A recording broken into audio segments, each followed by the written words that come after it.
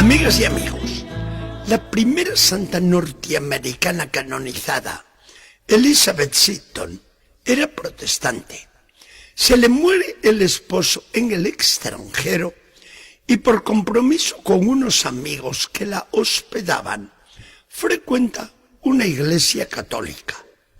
Cae en sus manos una estampa de la Virgen con la clásica oración del acordaos y se siente conmovida.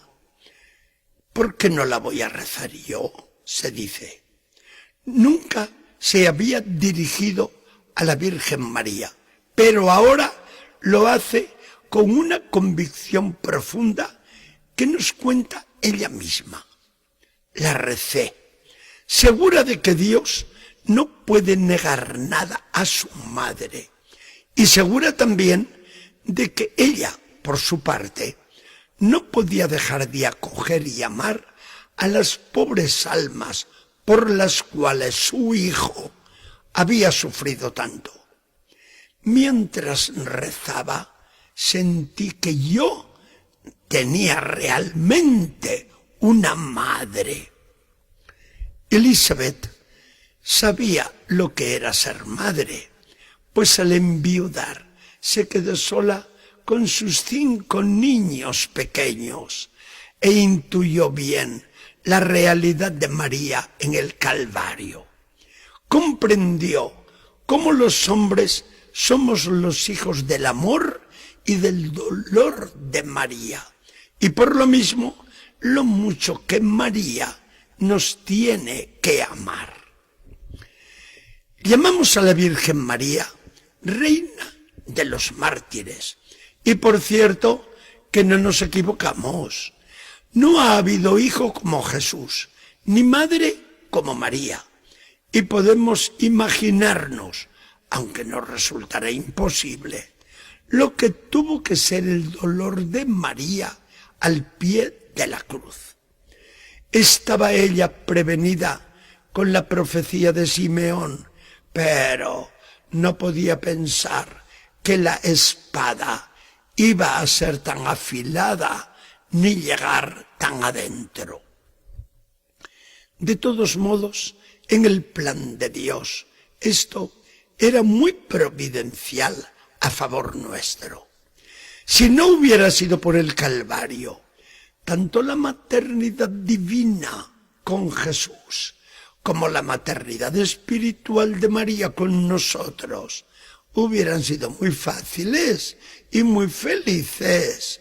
Pero Dios quiso que María fuese la madre de más dolor, para ser también la madre de más amor.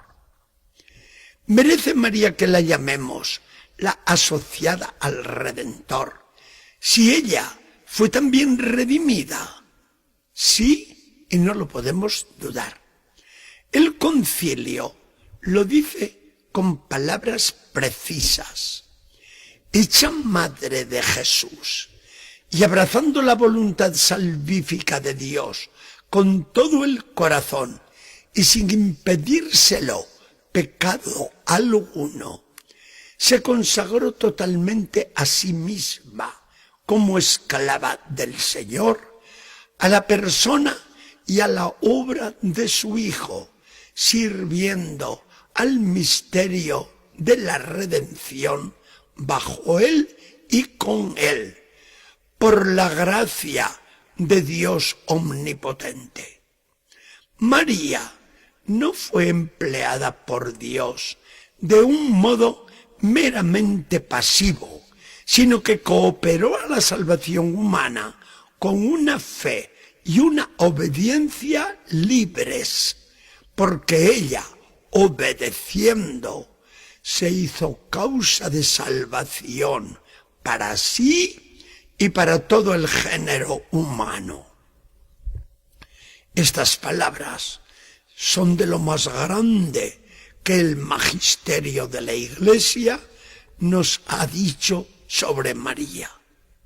Jesucristo es el único Redentor y el único mediador. Pero Jesús quiso asociar a María a su redención y mediación. María se presentó delante de la cruz de Jesús y en acto de obediencia aceptaba el sacrificio de Jesús.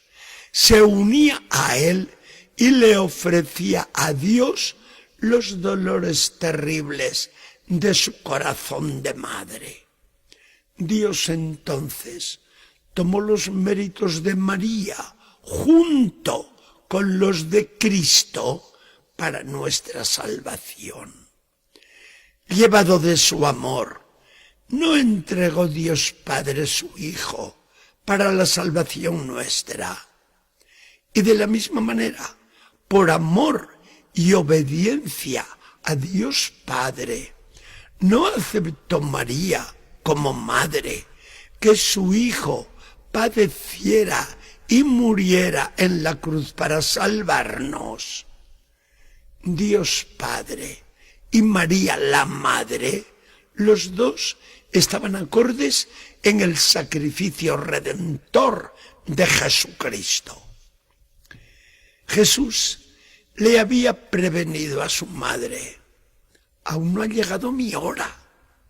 Cuando llegó, quiso a María a su lado, para que la mujer, la nueva Eva, la madre de todos los vivientes en el orden de la gracia, colaborase a la salvación de los hombres, sus hijos, igual que la primera madre, Eva, estuvo asociada tristemente al primer Adán en aquel pecado que fue la ruina de todos.